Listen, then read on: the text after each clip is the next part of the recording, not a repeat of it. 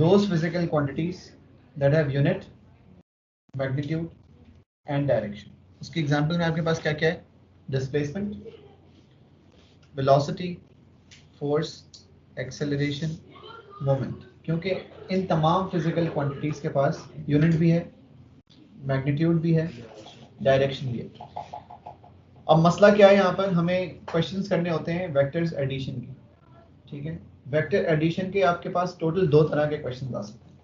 या तो होगा व्हेन वेक्टर्स आर पैरेलल, या फिर होगा when vectors are not parallel. Parallel किसे कहते हैं? जो इंटरसेक्ट ना हो. उसका पॉसिबल एंगल क्या हो सकता है? 0 और 180 डिग्री. ठीक है, अगर दो लाइंस एक दूसरे पे 0 डिग्री पे हो तो भी आप उनको कहते हैं कि वो पैरेलल हैं, और अगर उन लाइन का एंगल 180 डिग्री हो तो भी हम क्या कहते हैं? पैरेलल. अगर आप दोनों हाथ अपने ऐसे खोल लेते हैं तो ये कितना एंगल है? 180. ठीक है, और अगर दोनों हाथ राइट पॉइंट कर रहे हो या लेफ्ट पॉइंट कर रहे हो तो ये 0 डिग्री. ठीक है, 0 डिग्री मतलब सेम डायरेक्शन. लिख लें अपने पास, 0 डिग्री मतलब सेम डायरेक्शन. 180 डिग्री का मतलब क्या है? Opposite direction. अगर एक वेक्टर अपवर्ड्स पॉइंट कर रहा है और एक डाउनवर्ड्स पॉइंट कर रहा है, कितना एंगल है? 180. ठीक है, तो दो बातें हो सकती हैं पैरेलल में, या तो सेम डायरेक्शन होगा, 0 डिग्री, एक ऊपर पॉइंट कर रहा है एक नीचे पॉइंट कर रहा है. 0 degree means same direction, 180 degree means opposite direction. अगर आप अपने दोनों आर्म्स को खोलो ऐसे, ठीक है, तो ये जो एंगल होगा between the two arms when the arms are wide open, then it is 180 degree. But if the two arms are pointing in the same direction, whether it's left or right, then we will call it 0 degree. Example देखें. Example number 1. 60 Newton towards right plus 10 Newton towards right. इन दोनों का angle क्या है? 0. इन दोनों का angle क्या है? 180 नहीं, स्ट्रेट लाइन 180 होना. सेम डायरेक्शन है तो 0 degree. 60 Newton towards right plus 10 Newton towards right. So the resultant will be 70 Newton towards right. ठीक है, ये हो गया when the vectors are at 0 degree with each other. 100 meters towards right, 20 meters towards left. अब एक right point कर रहा है, एक left point कर रहा है. एंगल कितना है? 180, क्योंकि opposite direction. Resultant क्या होगा? 80 meters towards right. बिल्कुल वैसे ही जैसे आप अलजेब्रा में करते हैं. -5a plus 2a का क्या आंसर होता है? -3a. दोनों का क्योंकि साइन ऑपोजिट है तो इसलिए आपने उनको ऐड करेंगे तो आंसर उनका 3a आएगा. When the vectors are pointing in the same direction, the angle is 0.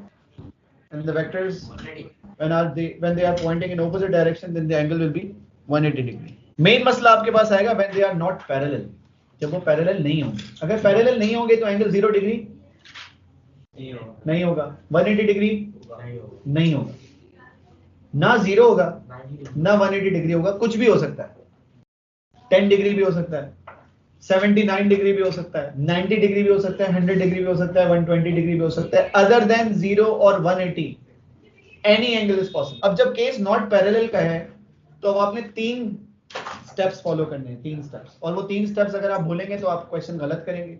अगर 3 स्टेप्स याद रहे तो आपका क्वेश्चन ठीक होगा. सबसे पहला स्टेप क्या है? You have to draw any one of the 2 vectors according to scale. What is scale? अगर आपको कहता है 2 वेक्टर्स हैं, एक 10 का और एक 50 का, और आप स्केल सेलेक्ट कर लेते हैं 1 centimetre is equal to 5 newton, तो 10 न्यूटन के लिए 2 सेंटीमीटर की लाइन ड्रॉ करेंगे और 50 न्यूटन के लिए 10 सेंटीमीटर की लाइन ड्रॉ कर लेंगे. जी सर, तो कहते हैं स्केलिंग. अभी हम क्वेश्चन टू क्वेश्चन जब स्केलिंग पे जाएंगे तो आपको समझ आएगा. तो आपने क्या करना है, आपने जो भी 2 वेक्टर्स गिवन है आप उनमें से कोई भी एक वेक्टर ड्रॉ करेंगे अपनी मर्जी से अकॉर्डिंग टू स्केल जो आपने सेलेक्ट किया हो. ठीक है, एक बात हो गई. दूसरी बात, जब आप पहला वेक्टर ड्रॉ कर चुके होंगे तो सेकंड वेक्टर पहले वाले के हेड से बनेगा.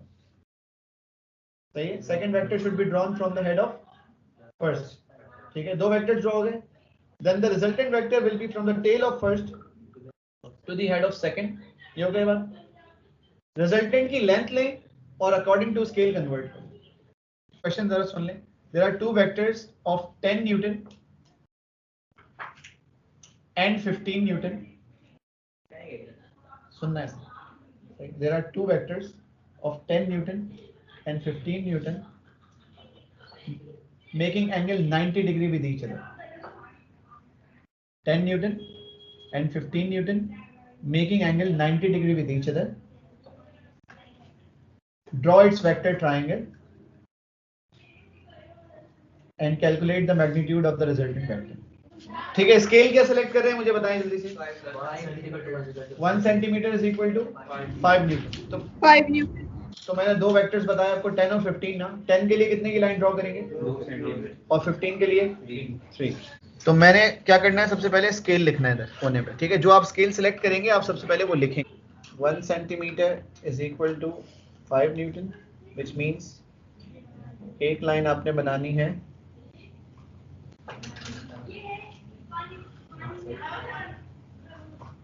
2 सेंटीमीटर की. फिर दूसरी लाइन आपने इसके हेड से बनानी है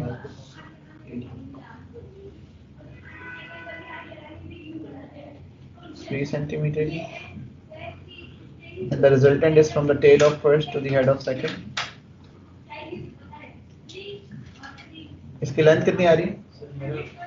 6 सेंटीमीटर आ रही है.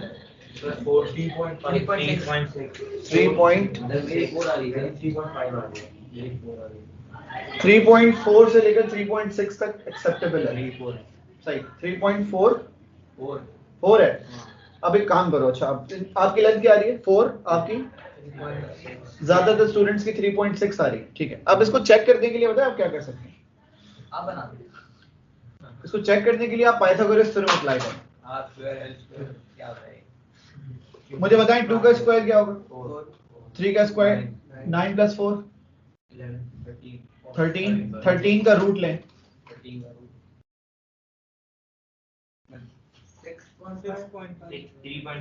3.6 ये आनी चाहिए थी. अगर आपकी 4 आई है तो इसका मतलब ये है कि आपने 90 डिग्री गलत बनाया. If the vectors to be added are in clockwise direction, see the arrows, then the resultant vector will be in anti-clockwise direction. मतलब अगर किसी ने इसके एरो गलत बनाए, जैसे कि कुछ students head to tail arrow बना देते हैं. ये हेड है ना और ये फर्स्ट वाले की टेल है.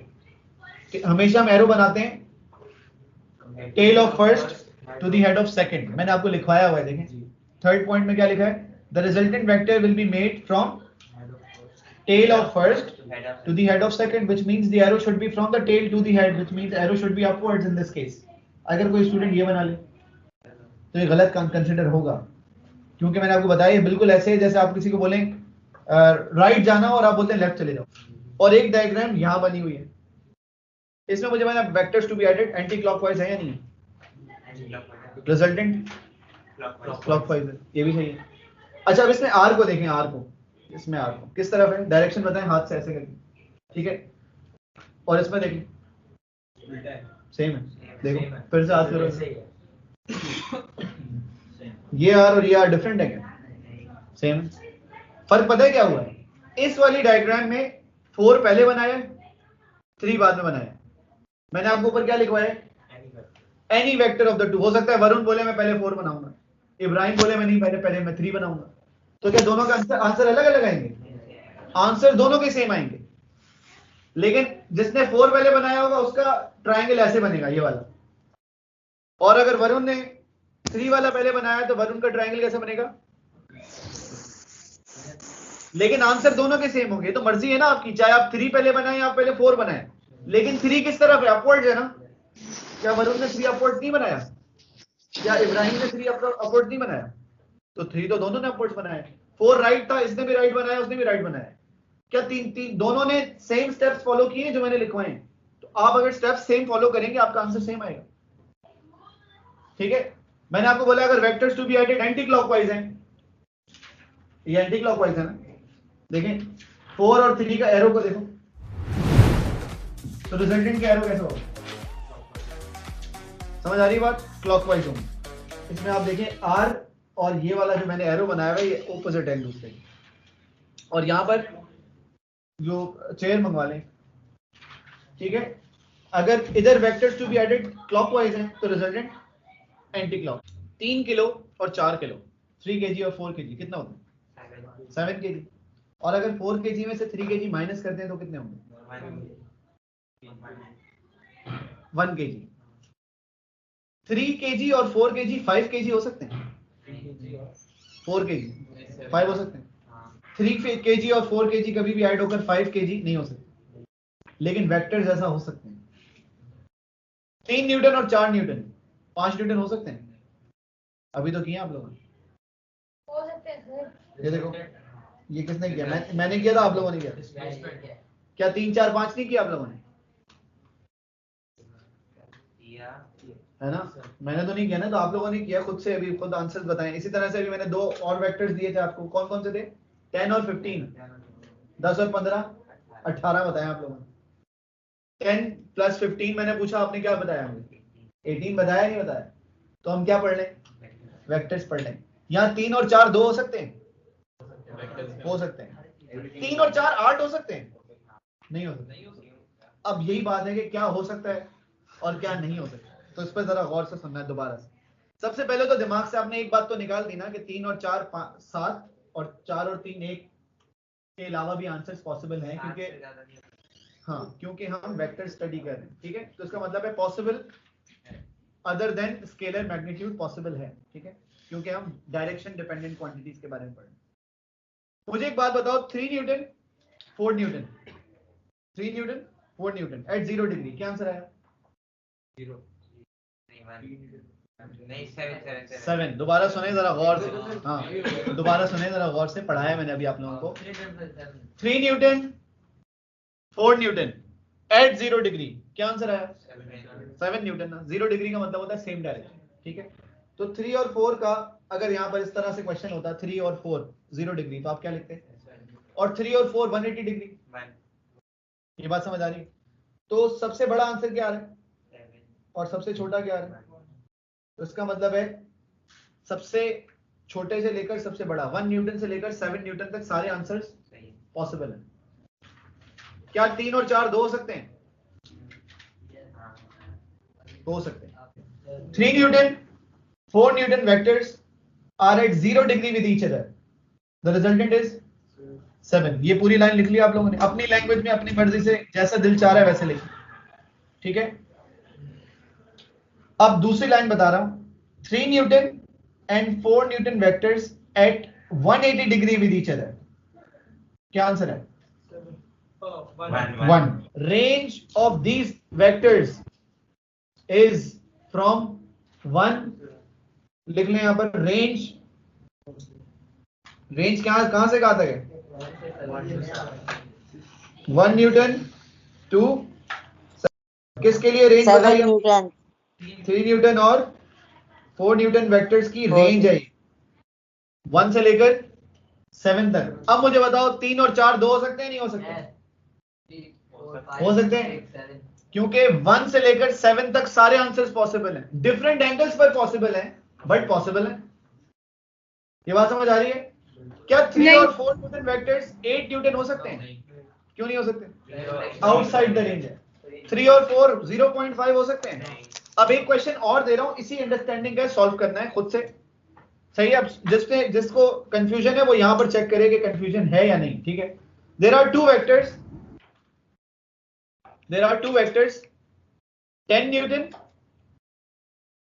And 6 Newton,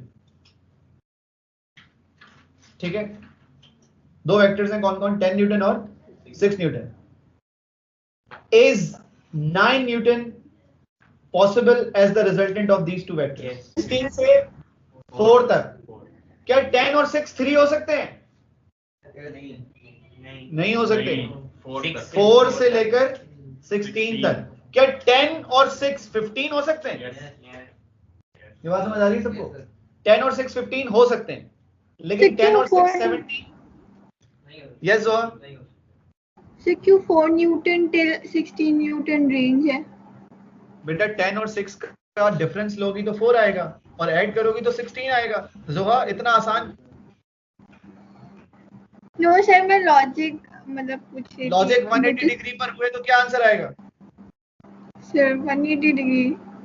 16. 16, 0 पे 16 आएगा। जोहर नहीं तुम क्या नहीं 0. 180 पे बताओ आंसर क्या आएगा? 10 और 6 का 180 पे आंसर क्या आएगा? 4 newtons. और 10 और 6 का 0 डिग्री पे तो दो आंसर 16. हुए ना। मिनिमम भी पता चल गया, मैक्सिमम भी पता चल गया। रेंज आ गई या नहीं आ गई? आ जब गई. रेंज आ गई है तो फिर बता सकते हैं ना हम कि